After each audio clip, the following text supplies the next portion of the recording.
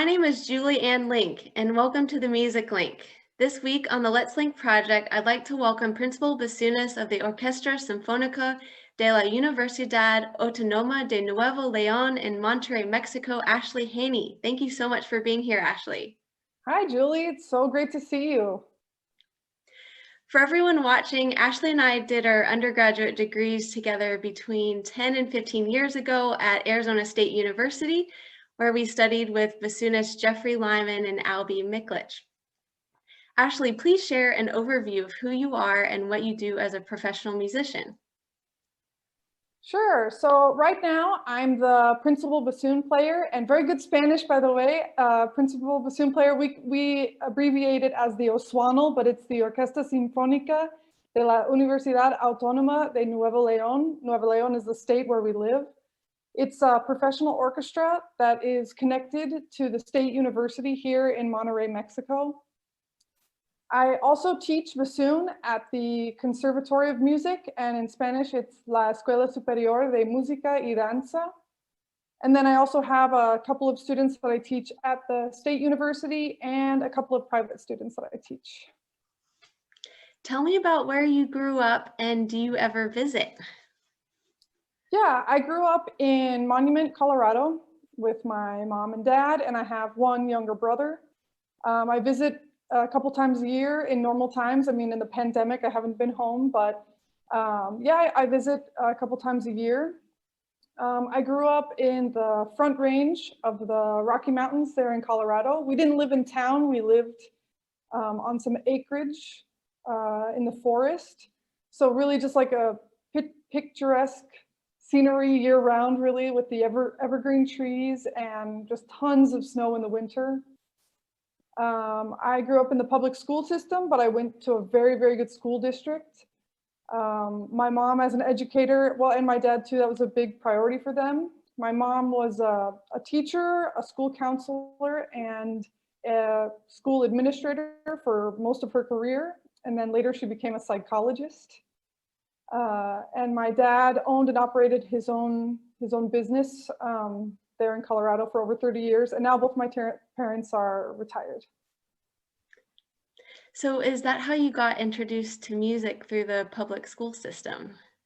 That's right. So I think as many of us that grew up in the States, in sixth grade, going into the sixth grade, we got to do well, we had the opportunity to play in band. And so I went as a fifth grader to like a trial day to pick my instrument for the sixth grade. For some reason, I wanted to play the oboe. I'm not sure why, but I was determined on the oboe. And I went there and they gave me an oboe and a reed, and I just couldn't make a single sound. So they said, like, okay, let's give you something else. It's kind of similar to the oboe. It's called the bassoon. And they handed me this, big thing. And they said, if you practice really hard, you could get a scholarship someday. So I thought, that doesn't sound so bad. I took the instrument home over the summer vacation and just sort of started experimenting, trying to make sounds. And then I started at the middle school band in the fall semester. And at that time, I also started taking private lessons. And around the age of 13 is when I started in the youth orchestra system that was in this Colorado Springs area. Did you always want to go into music? I'd say from pretty early on, like maybe around 14 or 15, I knew I wanted to play the bassoon. I don't think I really knew what that meant exactly. I had the idea that I wanted to play in a symphony orchestra. Obviously, it's easier said than done, and I feel just extremely fortunate and even a little lucky that I actually get to, make a living as an orchestral musician. So, I mean, even though that was my idea back then, that I wanted to be an orchestral musician, I think, like many of us, I really had no idea what that really, really entails, Tell me about the music program at ASU and what that was like for you. So I knew that I wanted to go out of state. I don't really know why, but I knew that I wanted to go out of state for college. In fact, I think I broke my parents' heart a little bit because I got offered a couple different scholarships and opportunities in Colorado. But when I went for my audition at Arizona State, it was in February, and in February in Colorado, it's bitter cold and there's tons of snow. And when I got to Tempe, it was like palm trees and it was just beautiful. I mean, you and I were both there at the same time. And of course, the teachers and the program and everything were fantastic. But like the first thing I was enamored with was just the weather, the palm trees, the campus. And then I was, thrilled when I got accepted. And yeah, thrilled to have that opportunity at ASU. I learned a lot, definitely in my bachelor's degree. That's kind of where I grew up, I think. I was sheltered as a younger, as a young person, and I wasn't exposed to many other bassoon players or classical music where I grew up, and my parents are not musicians, so that just wasn't part of of my experience as a young kid. So at Arizona State, it was sort of an awakening, both musically and socially for me.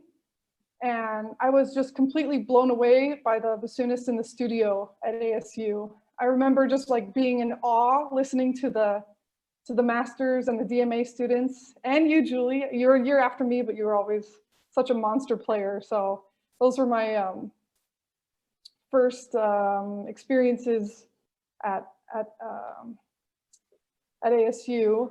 But I mean, I was extremely busy in those times. Getting good grades was a really important priority to me. I studied a lot. I practiced a lot.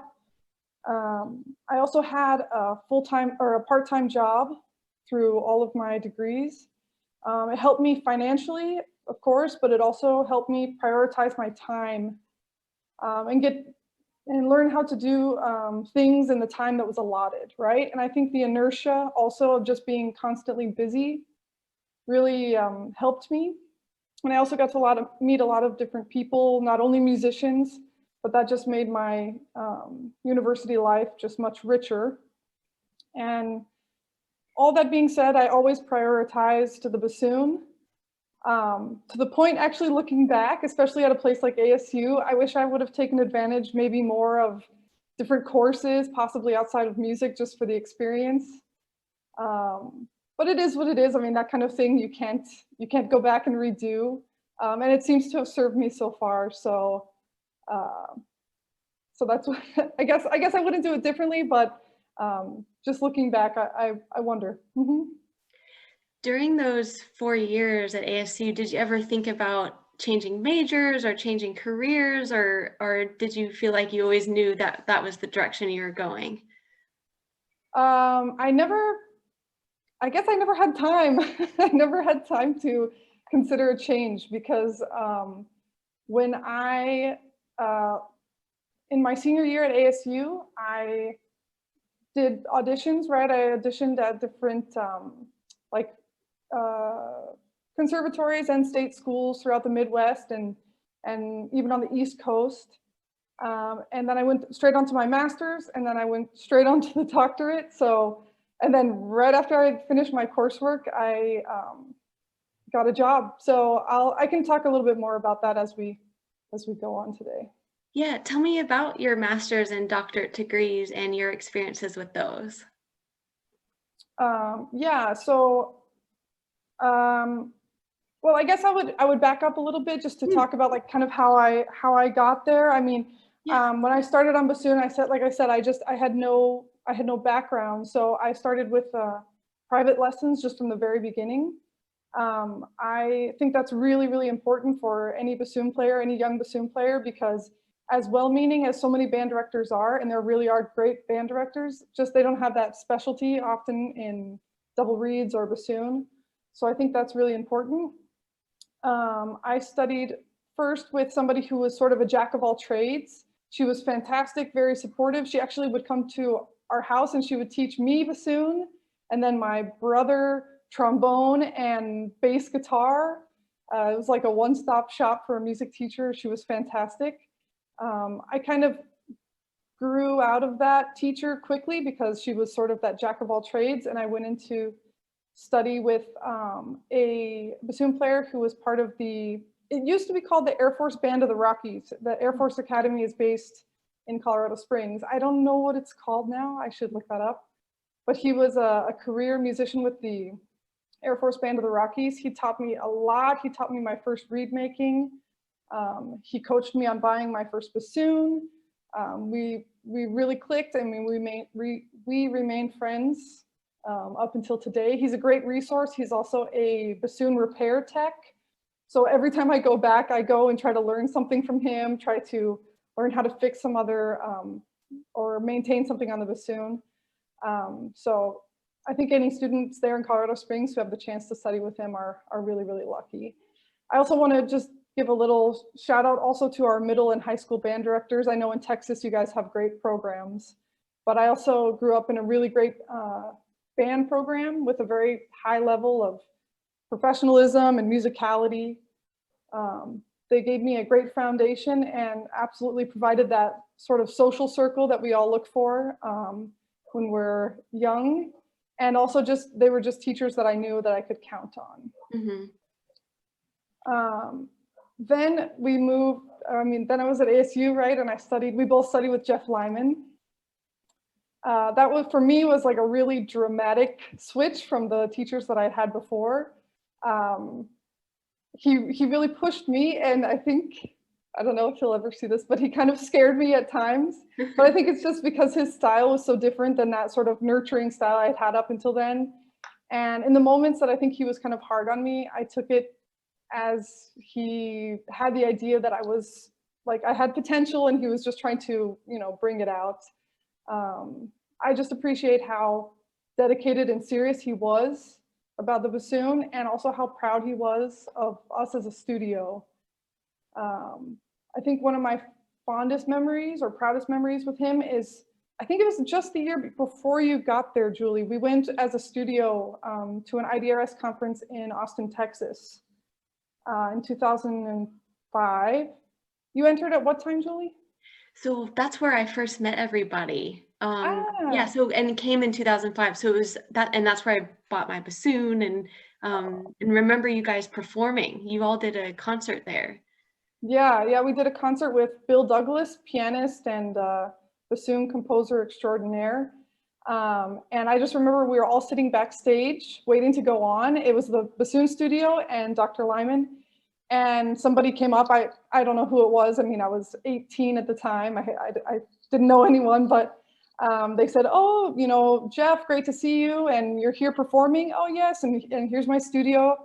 And the person asked, oh, okay, these are your grad students or your teaching assistants? And he said, no, this is my whole studio. This is my freshman, Ashley Haney. She's going to play with us today. And I was just like, oh my God, that's like so, that just meant the world to me. And that's something that I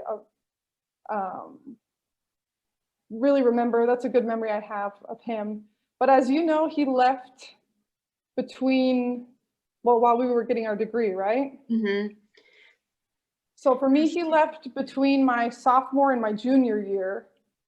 And I did audition to go. He went to University of Michigan. I did audition to go with him to Michigan. And I got in, and he was very helpful in finding me some scholarship money and stuff, but just for a lot of reasons. I mean, I was in the middle of my degree, logistically finishing in 4 years, socially, I didn't want to leave my friends. I didn't want to go to a cold climate, right? So I just decided to stay at ASU, and it worked out great. Our teacher, we got Dr. Albie Miklich, which, I mean, I would love to talk about this more with you, but for me, he was always like a really, really positive teacher. Like I always felt comfortable to go to him with whatever. And I also was really impressed with how organized and how well thought out his teaching plan was. I don't know about you, but I still have like binders from classes I took with him, like from bassoon rep and bassoon pedagogy classes that I still reference. Mm-hmm. And actually, I modeled my teaching rubric after his that he uses for lessons. And just with the positivity and with the encouragement, I think he pushed me to audition at schools that I probably would have not imagined for myself. Mm-hmm. And I really, that's something that really sticks with me from Albee. So then when I was finishing up at ASU, I knew I wanted to go into a master's. And I auditioned, like I said, for a couple of schools on the in the Midwest and East Coast. And I'm extremely thankful. I got a tuition waiver to study with Tim McGovern at the University of Illinois in Urbana-Champaign. And really, I contribute a large part of the player that I am today to Professor McGovern. He's sort of like this kind of no-nonsense teacher, but he doesn't coddle nor like intimidate. His sole mission is to like make you sound the best that you can possibly sound on the bassoon. And I think, you know, finding that teacher is a really personal journey, right? Some teacher that works for somebody else might not work for me, and a teacher that works for me might not work for somebody else. But I got to play alongside him on various occasions in the Champaign-Urbana Symphony and the Illinois Symphony, which is in Springfield. And he's just absolutely fantastic bassoon player, so much nuance, such a delicate nature to his playing, yet like he has this potential for this like real powerful sound. And sitting next to him in the orchestra was like gold for me, because I learned so much. He's such a good teacher, and I think I wouldn't be the player I am today without studying with him. I think he was one of the most instrumental and most important teachers for me as I was growing up. So he was also the research advisor, my research advisor for my DMA. So he was vital in me actually finishing that degree. Do you have any advice for someone interested in a DMA? Sure. I guess the best way is maybe I'll tell you how my experiences were with the DMA, and then I'll give advice. I mean, on all of this, give the disclaimer, right? This is all just, I speak for myself. I don't speak for anybody else. I don't speak for any institutions. So these are just my personal experiences and my thoughts. So the DMA started with the opportunity to be a teaching assistant for McGovern and just to keep studying with him. I felt like my 2 years in the master's just wasn't enough time. So I think you and I have talked about this before, Julie, like we have this like internal linear process in our mind, like, okay, I'll study, I'll graduate, I'll start taking auditions, and then I'll get a job. And like, that's, I mean, kind of easier said than done. So after the master's, I was like, no, I'm not ready to go out there. I need more time. So I started the DMA with sort of the performance aspect in mind, and not as much like the research aspect. And I think I didn't realize what I was completely getting into. So I would tell students considering the DMA to really think about what your priorities are, really think about what your school requires. If you're not interested in doing like the research aspect of it, like maybe consider a performance certificate or like research an institution or a school that doesn't require as much research or writing portion. But for me, I started the DMA in 2010, directly after graduating from the master's. So I did the 2 years of coursework that's required for the doctorate. And for me, those 2 years were the best 2 years of all my courses. I just loved every single course that I took. The professors were inspiring, they were amazing. The class sizes were super small. Like I had classes from 3 people and the professor that we met in their office up to, you know, maybe a maximum of 15 or 20 students per class. So it was extremely demanding. I think anybody who gets a doctorate knows that. But it was, I mean, it was all the reading, it was being prepared for these small discussion style classes, balancing for lessons, for recitals, student orchestra, chamber music requirements, you know, balanced with, as a teaching assistant, teaching methods. And I had a couple of private students. Also back then, I mean, I was a part-time waitress, all of my master's, all of my doctorate. But academically, those 2 years were just extremely rewarding. I learned so much. And I think that part of the doctorate was like kind of, I don't know if I'd say easier, but I mean, it's what we were used to doing. I mean, I'd been in college for 6 to 8 years by that time. So I think, yeah, you get used to how to take classes, right? So I'll tell just a little bit more about my story, and then I'll give more advice like that I've learned, because my story gets like a little complicated because things start to overlap. So I'll try to explain how things went down, and then I'll go back and give advice like now looking back on things. So and because this is like at the end of my doctorate is where like the Mexico stuff starts to come in. So it was in early 2012. I was sitting in my TA office in the music building at Illinois, and I got an email from the orchestra manager from an orchestra in Mexico. And they said that John Velos, who you and I both know, Julie, he was our TA when we were at ASU. He was playing here in Monterrey at that time. He was playing assistant principal, and he'd given them my contact information. So I sent my resume and a video, and then they invited me for a trial week in February of 2012. And then during that whole period of time, they were inviting bassoonists both from Mexico and from the US to do trials during that whole 8-week season. So after my initial trial, I went back to school in Champaign, just with my fingers crossed, and like, well, we'll see how it goes. So a little while later, I got a call back, and I went for 2 weeks during spring break. And at that time, they offered me the second bassoon position. And of course, I happily accepted. I think I accepted and then said, oh, wait, I think I should talk to my family and see how they feel about me moving to another country. So I said, oh, yeah, I accept. Oh, wait, hold on. I gotta think about it. And then I said, oh, yeah, I'll accept. So, but I mean, that's how they did it now. Things have changed now, but during that time under that director, that's how he liked to do auditions, like a resume video round and then a trial week in the orchestra, which for me, I mean, again, I only speak for myself, but I think many of us do much, much better in a trial scenario than in like a blind audition. So for me, it worked out great. So yeah, I was offered the job, I accepted, but I still had to go back to Champaign and finish out the semester.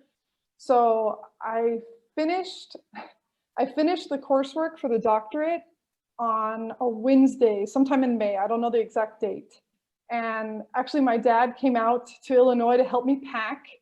I loaded up my car and I drove straight south and I started my bassoon job in an orchestra on the following Monday. So like you asked if I had, considered like changing careers or something, I had like 4 days, so I didn't have a chance to. But yeah, I was 25 and I was like, yeah, let's do it. I'll just, it's an adventure and I'll see how it goes. And it's been like obviously one of the biggest blessings in my life. So this is, I said, like, it's a little complicated because then we have to go back in time. So like how I finished the DMA is, I mean, I got the job and I moved to Mexico and I sort of just said, I'll finish it someday. It's finishing the degree required a final thesis and a pair of lecture recitals. But I was having so much fun here and I was living life and just enjoying myself, thinking, oh, I'll figure it out someday, right? And I tried, I had a thesis in mind and I tried for a little while to get some momentum on that topic. And it just wasn't working and I would just put it out of my mind for a little while. And then finally in 2018, so I left in 2012, so 4 years later, I actually had a dream that my professor retired. And I woke up with this like epiphany that I was just like, I have to finish this degree.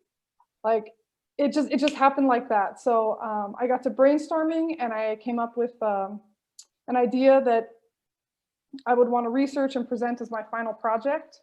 And after, having those 4 years in Mexico, I knew it had to be something. I knew I wanted it to be something about Mexican music. So I just dove into researching like what's out there for Mexican bassoon music.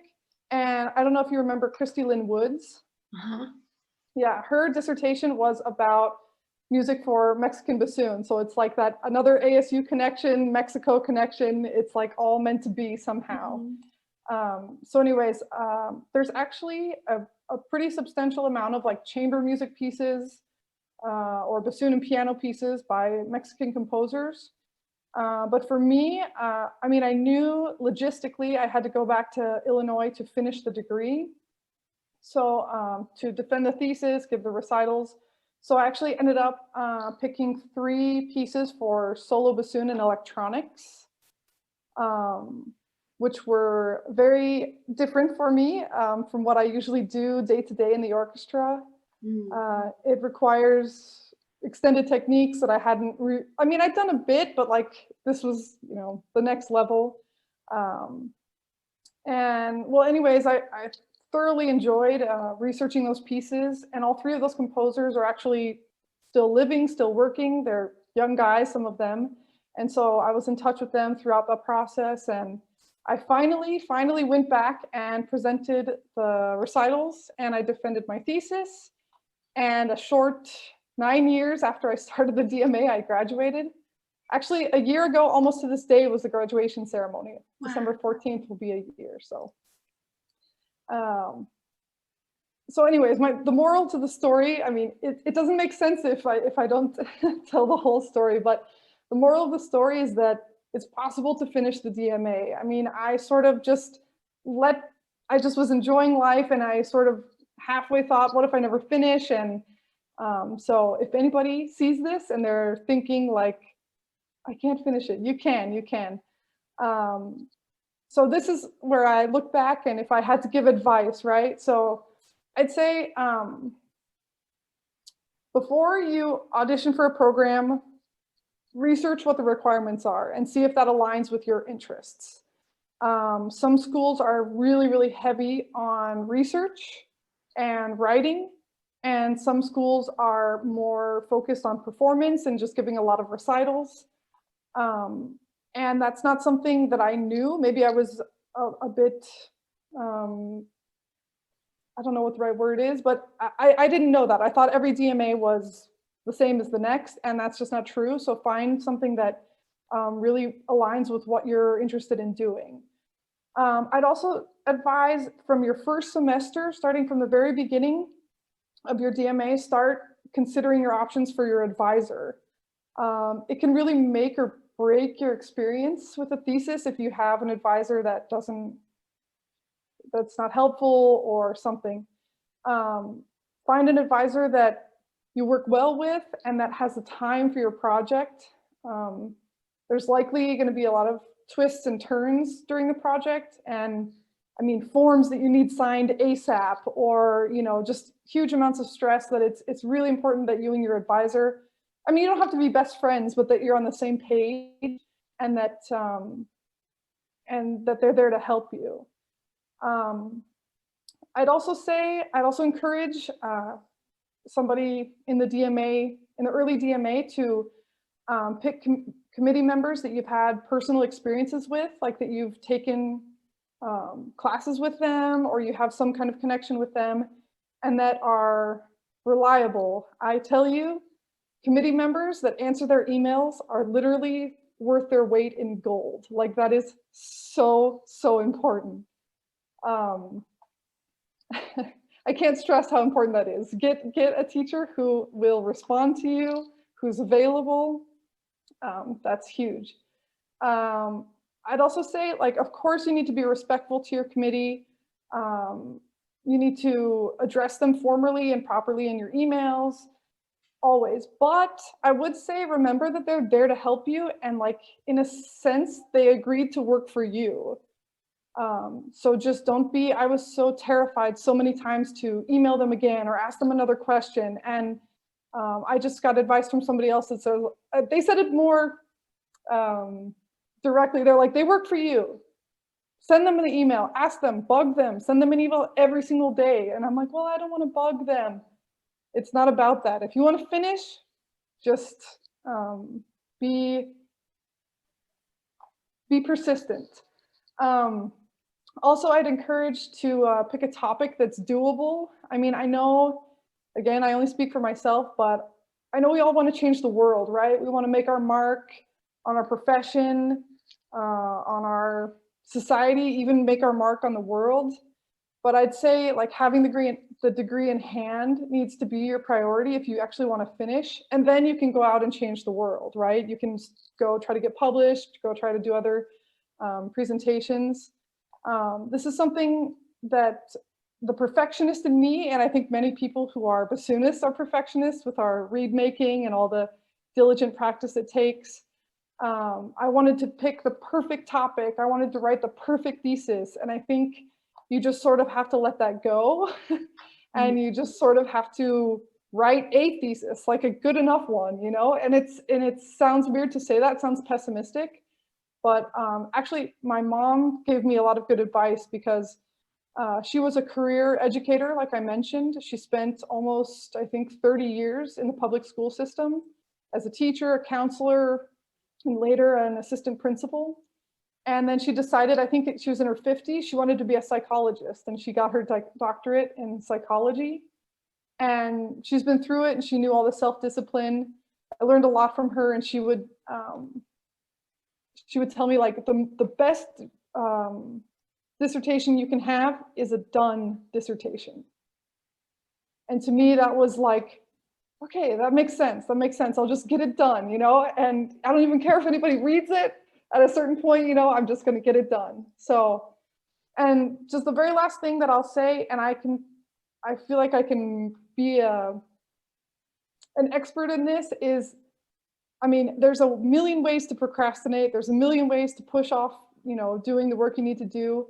But I would tell somebody who's in that stage, I mean, you don't need that perfect laptop, right? You don't need that designer desk or journal or pencils or whatever you think you need. You don't need to go to Starbucks every day. You don't need anything fancy.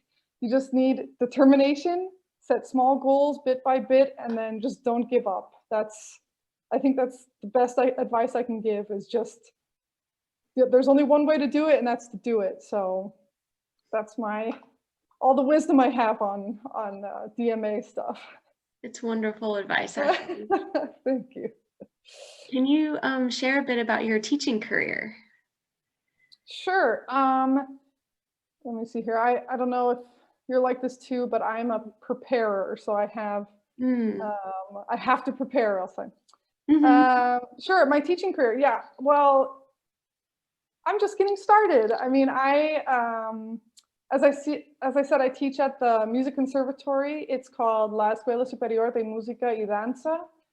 The school recently celebrated their 40th anniversary.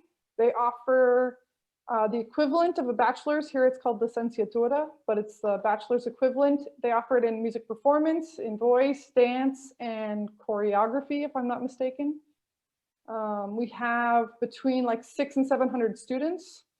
And we're located in this beautiful set of buildings that was built in like early 1900s. I'm not sure of the exact date. It used to be a monastery, and it's just gorgeous. It has this beautiful stoned courtyard that's just gorgeous. So, and then I have a couple students I teach at the State University, but I started teaching just in 2015, so it's kind of recent for me. I started with 2 students, and now I'm up to 10. And my first graduate actually graduated last semester, May semester, and he's actually the first bassoonist to ever graduate with a bachelor's in music here in Monterrey. So we're literally making history. Wow. But it's quite a different program though than I grew up in. And probably you too, Julie, and probably many Americans. It's a prep program that then links into the bachelor's degree. So it's conceivable that I could be responsible for taking a student from starting bassoon until the graduation of their undergrad. I think that's quite different from how we all grew up in the States. Mm. And well, yeah, my teaching career, like my other things, there's kind of many overlapping things because, well, I teach in my second language. I actually teach about 50% in English and 50% in Spanish, depending on the student's preference.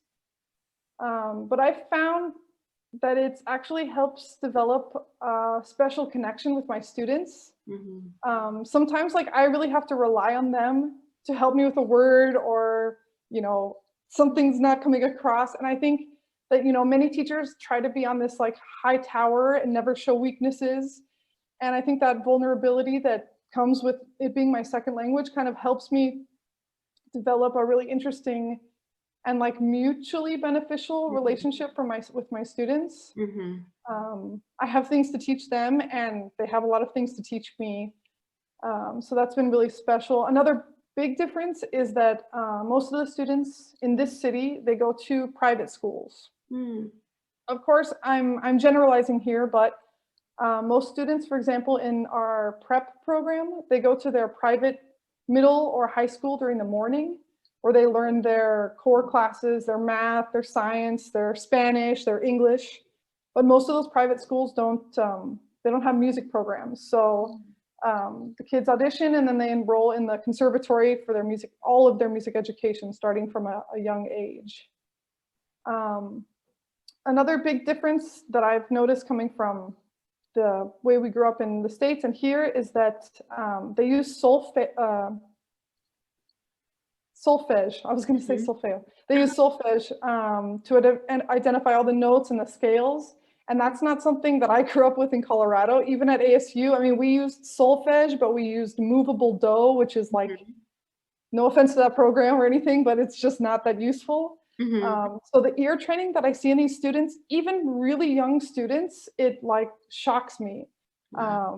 It's a really fantastic way to teach. And actually, I mean, I've had to learn how to do it while teaching. So it's been interesting, but my students here, they're all great. They're all hard workers. They're super supportive of each other. They've been doing well. I've had students win the concerto competition at the school.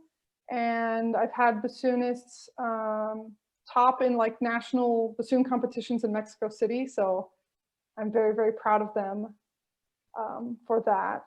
And then sort of another thing that I've learned teaching like in another country is that just how privileged I was growing up. My parents were able to buy me a bassoon in high school. And that helped, and they helped even, you know, purchase my professional bassoon when I think I got it when I was a junior at ASU.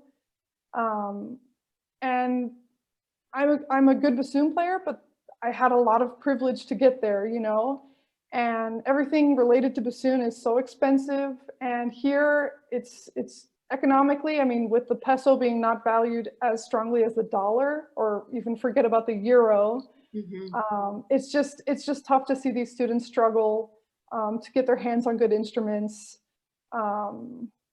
Even just buying the basics of, you know, reed making stuff or cane itself can be, it can be a challenge. So I think I've come to understand now, and it's made me just a more understanding, a more empathetic teacher, a more empathetic bassoon player, and just a better person, knowing that there's people having all kinds of experiences, and we shouldn't judge somebody, you know, because we really don't know what they've gone through. So that's basically my teaching itself. I'm still learning how to do it. It's one thing to have it in your head. It's one thing to do it. And it's another thing to help somebody else do it. And I think I watched your interview with Barry a couple of weeks ago, and he just says you have to learn how to say it once or twice or 3 times or 4 times. And in my case, another language. So it's just, I think I'm on a constant path of how my teaching is going to be. So Can you touch on anything else about, you know, being an American living in Mexico? definitely. So I live in Monterrey. It is a very modern city. I think we're close to, the whole metro area is up around 5 million people. It is the third largest city in Mexico after Mexico City, which is like 22 million, so we're not even close, and then Guadalajara. We're located in the northeastern part of Mexico. It's about 5-hour drive if you drive straight south from San Antonio, Texas. Yeah, living in a new country. I mean, I'm sure you have a lot of stories too, Julie, living in all the countries that you've lived in. I mean, traffic can be a bit crazy. It's definitely a different style of driving. You get used to it. When my parents visit, they're like, watch out, look. But I mean, you get used to it. But yeah, we have tacos here. The food's delicious. This is historically a ranching area. So carne asada reigns supreme. Every man of the house is an expert at carne asada on the weekends. The culture is extremely, extremely rich. I mean, the city is older than many, many cities in the States. There are Spanish cathedrals here dating back to like the 1700s. And then a few blocks away, we have a new skyscraper that's actually the tallest building in all of Latin America. So the city is extremely modern and Americanized in many ways. We have a lot of American stores and restaurants. But I think it's nothing like how many Americans probably visualize Mexico. It's not a beach, it's not a tourist city.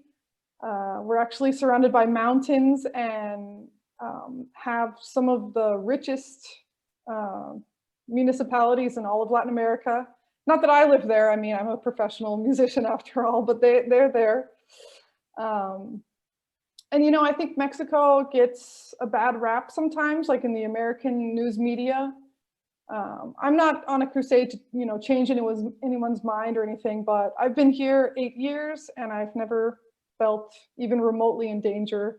It's just a big city like any other big city, people going on about their lives. So not to say that Mexico doesn't have its problems, but I think the American news media tends to be very one-sided on the way that they report about Mexico.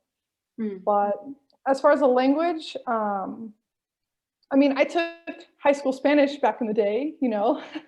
I also took physics and trigonometry, and I should have paid more attention because when I got here, I mean, I knew the basics. But I think in general, at least for me, the language came bit by bit. Like I learned on the street, I learned in rehearsals, in restaurants and stores. I made friends with the people from here. I think understanding rehearsals came first because music is sort of like that international language, right? You know what a crescendo is no matter what, you know what forte is no matter what. So that came first, and then conversation came a lot later. I think if I had to give any advice to somebody who's going to a foreign country, I would just say, don't be shy. Actually just open your mouth and try to talk. I mean, roll with the mistakes, because there's going to be a lot of mistakes. I make mistakes every single day. People will notice your accent, they'll notice your mistakes. But in my experience, that just turns into conversation and even friends. So, I mean, I've honestly learned so much, like I was telling you about with my students, and learning about privilege, and just learning that the world's such a bigger place by moving to Mexico. My family loves it. They support me. They visit. I fell in love with a Mexican man and we got married last year. So I would say, I don't know, to young students, or if somebody gets the opportunity, I mean, obviously you have to take the right decision for yourself, but I said yes. And I said yes to, you know, moving to another place. And it's turned out to be like an adopted hometown for me. Ashley, you mentioned carne asada. What does that translate to? It's like saying a barbecue. Like, you know how every American dad is like the barbecue master, the grill master? Uh-huh.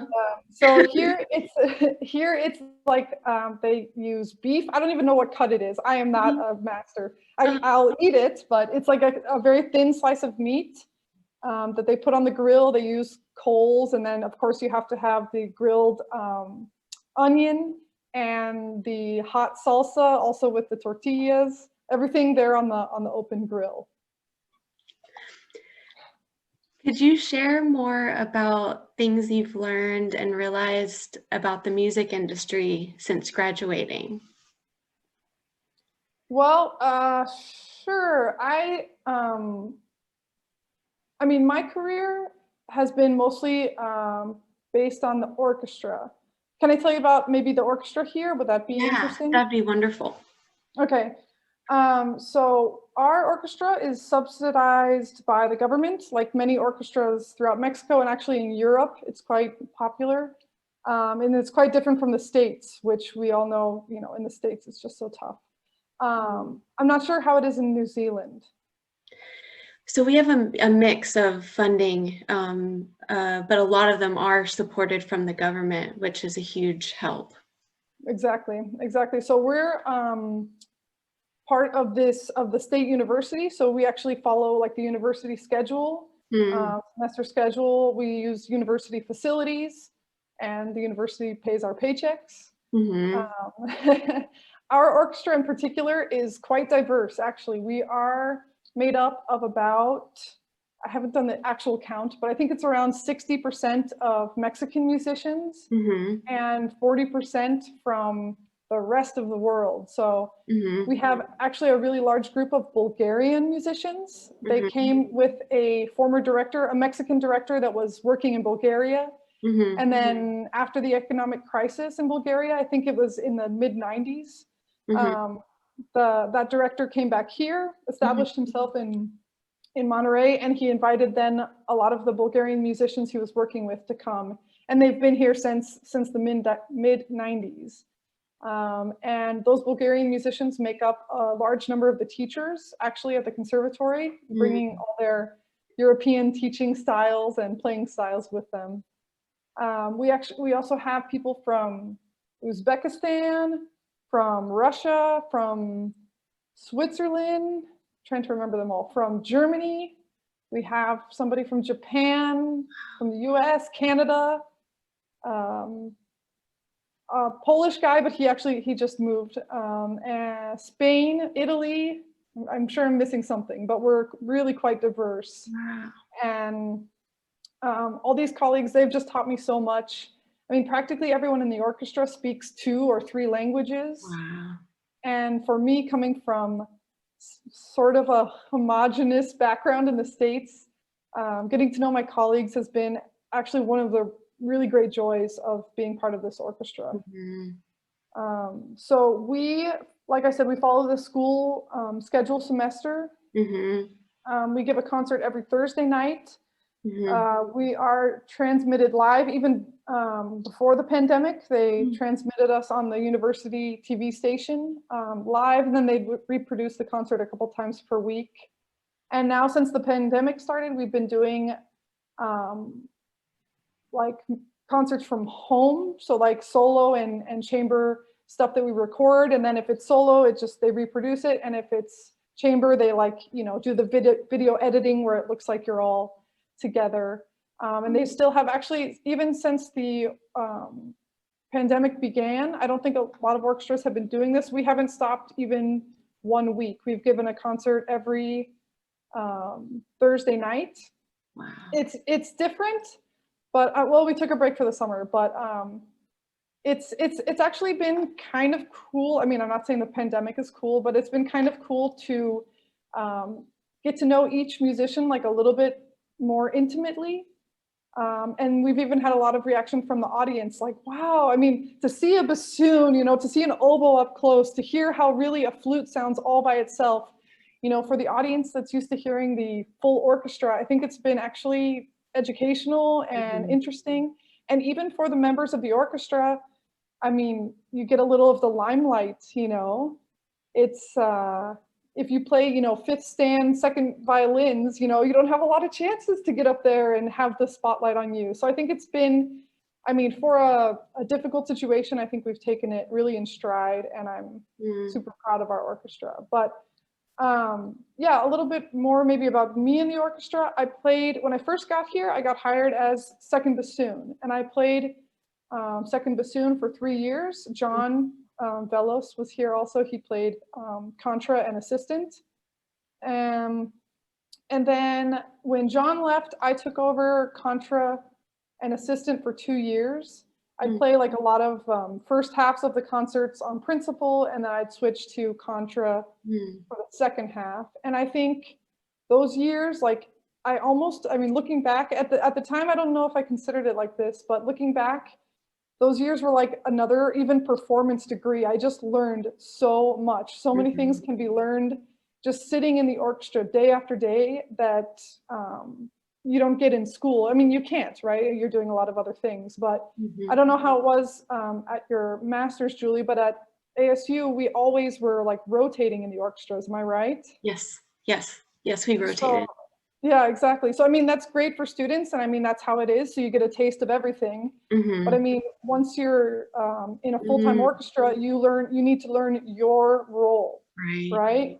And so for me as second bassoon, I just feel like I learned that exponentially the things I learned, you know, about bassoon playing, about working in an orchestra, about, you know, politics within an orchestra, just life in general. I think I learned from my section and from my colleagues. We're a 3-person section. We always have been. It's changed a lot since in the years that I've been here. As far as personnel, but we've always been a 3-person section. So we do a ton of playing. And then in 2018, I changed over to principal. And so it's been, you know, stressful in the sense of like solos and stuff like that. But I feel like, I mean, it's my home in the orchestra. So I know that my colleagues love me, and I know that they trust me. And so for me, it's not that scary, you know? Let's see here, you asked about, well, as far as chamber music experience, I don't have a ton. I mean, I'm not part of any formal chamber group. I have had the chance to perform like as a soloist with the orchestra several times, which I never got to do. And recently we played the Mozart Sinfonia Concertante with the principals of the orchestra. So that was just a fantastic experience. Do you have a favorite concert experience, or one that's very memorable? Oh, that's so hard. That's such a hard question. I mean, I would say, first of all, there's just so many to choose from. And I just love the actual fact that I get to play so much rep, and I get to play so many concerts. When I first arrived, the orchestra had just started a complete cycle of all the Mahler symphonies. So that was epic. I showed up in Mahler's 4th symphony, and then we did all the way through the unfinished of the 10th. So that was pretty epic. And I mean, I'd say just the number of things I've gotten to play. I've gotten to play all of the Beethoven symphonies, the violin concerto, all his piano concertos. I've played all the Brahms symphonies. I've played, it's like I'm like a little collector of like these precious gems that I just get to keep collecting these like awesome pieces. And then finally, like as principal now, I mean, I've had the chance to finally play these excerpts that we slave over, you know, in the practice room all these years. I've played Bolero and Scheherazade and Firebird and several Tchaikovskys, the Symphonie Fantastique and Beethoven 4, and even on my time in Contra, I got to play the Mother Goose Suite by Ravel. So yeah, I mean, it's hard to pick like a favorite, but I've also really enjoyed getting to know over these years our audience. Our hall only seats about 700 people. So like you start recognizing, I mean, the same people, they buy their subscription concerts, they buy their, you know, their season tickets, and they're there, they sit in the same place. You get to know faces at least, you know, if not their names, and seeing their smile and hearing their applause. I mean, that doesn't get old. It's really special.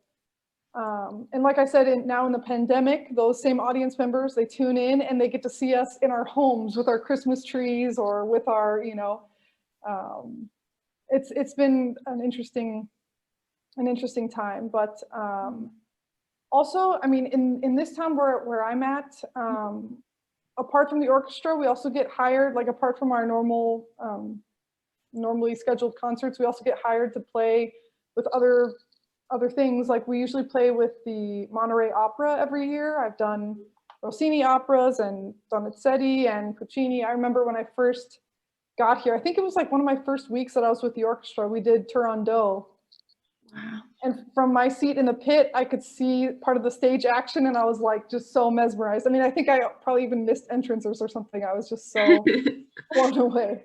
But yeah, also, I mean, just being in a big city, I've gotten to play like the big arena concerts, like arena shows when we have like guests that come through town. I've played with Sarah Brightman and Andrea Bocelli and Heather Headley. I've played with Mexican artists that are, you know, very well known here. There's a guy named Rafael. He's now in his 70s, but he was like the, you know, heartthrob. I played with Fernando de la Mora. I've played with there's a Mexican electronic music group called Nortec Collective, and they did a thing with orchestra. I played with Mexican mariachi groups with orchestra on many occasions. I even got to play with a heavy metal, I don't know if it's heavy metal, some kind of metal band from Spain called Mago de Oz.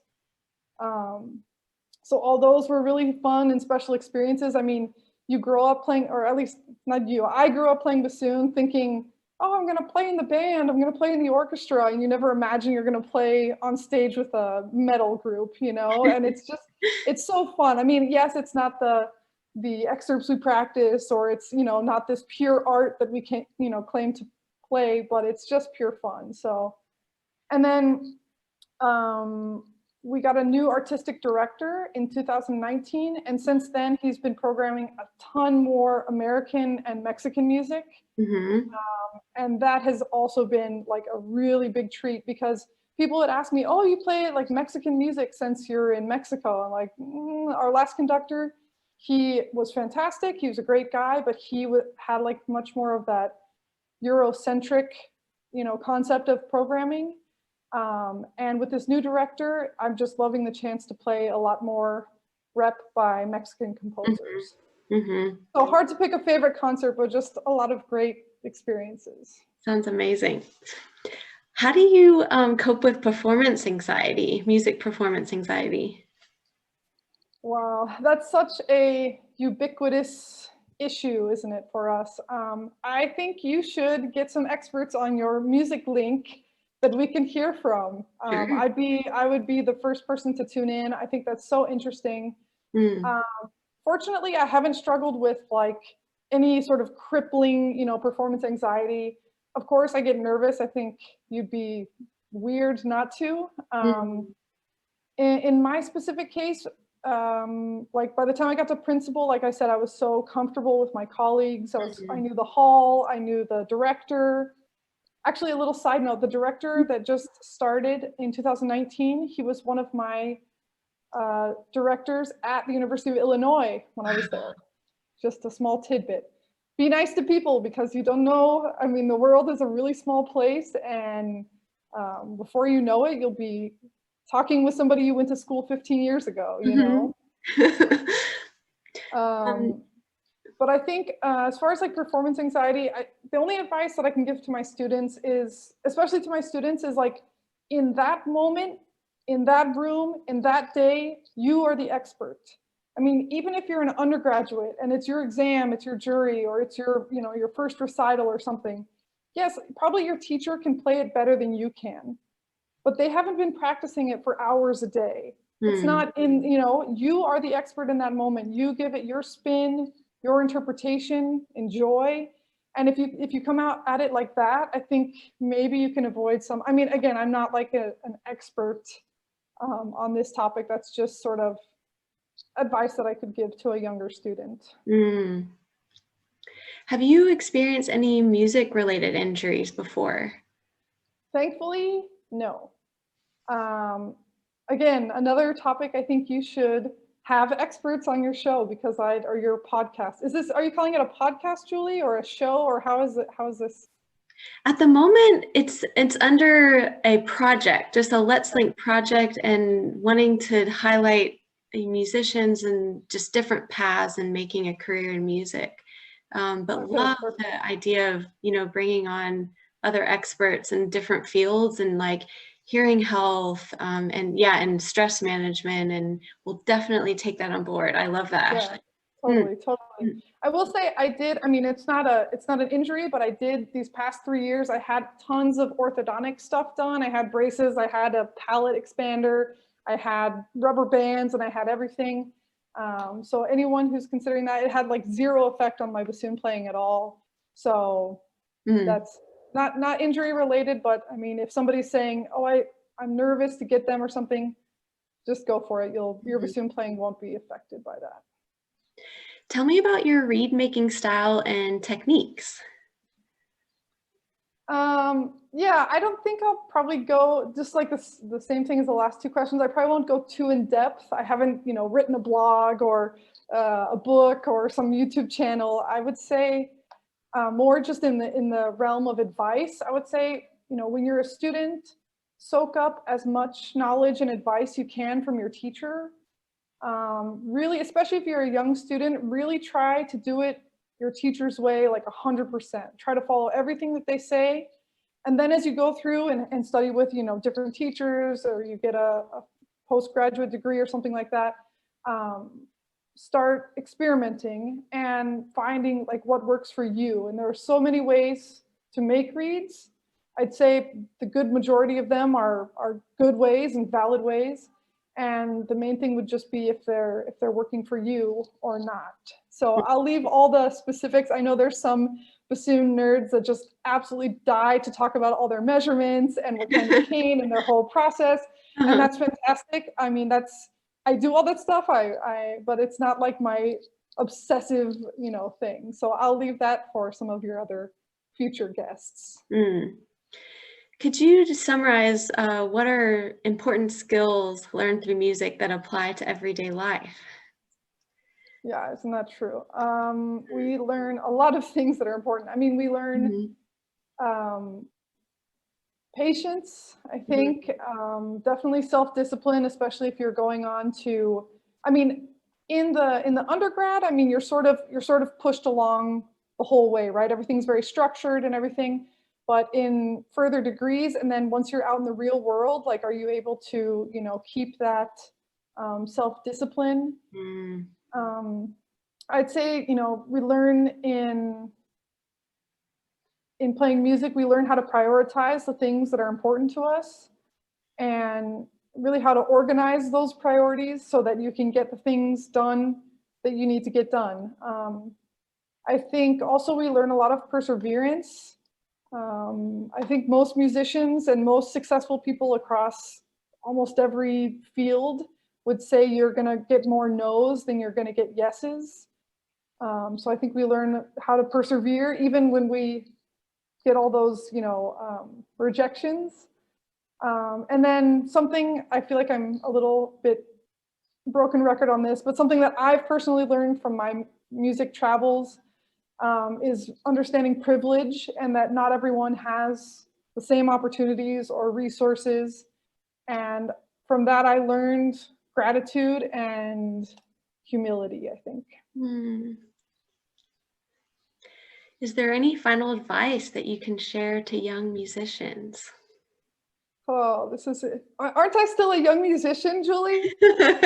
Or maybe just a teenager starting out. No. Yes, we are young. Yeah, we're still young. Okay, I'd say, I don't know if this is, I guess life advice, but I mean, be authentically yourself. I've seen so many people, just try to go and network or pretend that you're better than you are, or pretend, I mean, just be who you really are. If your true self is good. If not, I would encourage, maybe doing some soul searching, to become that person you want to be.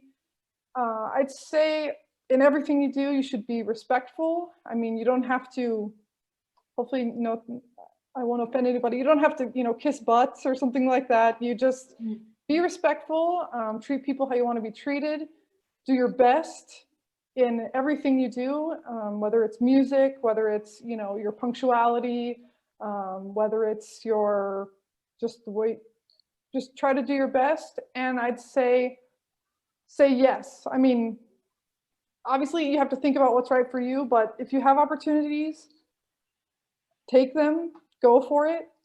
I have this quote of Jeff Lyman. I think I had to do one of those projects where interview someone who's important to you or something like that, and I think it was like when I was a freshman. I think it was in fact like for an English class, English 101 or something at ASU. And I probably asked him, yeah, do you have advice or something like that? And I'm going to read it. He says, listen to everything, play everything, watch everything, read everything, eat everything, travel everywhere, especially among all of the above, do all those things that people tell you not to listen to, play, watch, read, eat, or visit. And I think that's just something that I've always loved that quote. And I mean, your path, maybe Julie, is different than you imagined it. My path is way different than I imagined it. But I think that's awesome. That's what makes the world go round. Wow. Who do you think I should interview next? That is a very good question. I mean, like I said, I'd love to hear about some of those experts, those guys who go so deep into reeds, the guys who have the setups, that they can show you their desk space, and they have all the lighting and all that stuff. I'd love to see some of that. I'd love to see, like performance anxiety specialists, or what was the other one that we mentioned? Stress management, Stress hearing management. protection. I was thinking even an audiologist, or and explore like Alexander technique. And that's what I was going to say too. I mean, it would be hard probably to do very in depth, but I'm sure they have a lot of ways to explain it to us over online and everything. Also, just to drop a name, I think you should get in touch with Wendy Holdaway. Do you know that name? No, but I'd love to reach out to Wendy. Yeah, she's an American bassoonist who's been in Mexico City since, I think, before I was born. I think she's been there since the 80s. And she's played in every group down there. She's recorded every single like bassoon chamber music piece. I'm sure she's been involved in somehow. She's got tons of experience. She has tons of students over all these years. And I'd love to see, I've only met her a couple times. She helped me with some of the dissertation. She helped me kind of get on that path with those pieces. But I'd love to, watch a full interview with her. So. Wonderful. Well, Ashley, thank you so much for sharing this interview. It's wonderful to get a glimpse into your life and career as a professional musician. Of course, Julie, congratulations on your new platform. I'm definitely your fan. I'm going to be liking everything on all your different Facebook and visiting your website. I wish you tons of luck. I think it's a really interesting project, and I wish you all the best. Thank you, Ashley. For everyone tuning in, keep an eye out for new videos with great bassoon guests every Thursday or Friday, depending on your time zone. On the Let's Link project, every guest interviewed here is hosting a free online discussion series via Zoom the following Sunday or Monday that you can register for on the Music Link website. Please like, comment, and share. Any questions or feedback in the section below, and subscribe to this channel for new video notifications each week. The Music Link is a New Zealand-based online resource for people to share, learn, and connect. Thank you for watching, and I'll see y'all in the next video.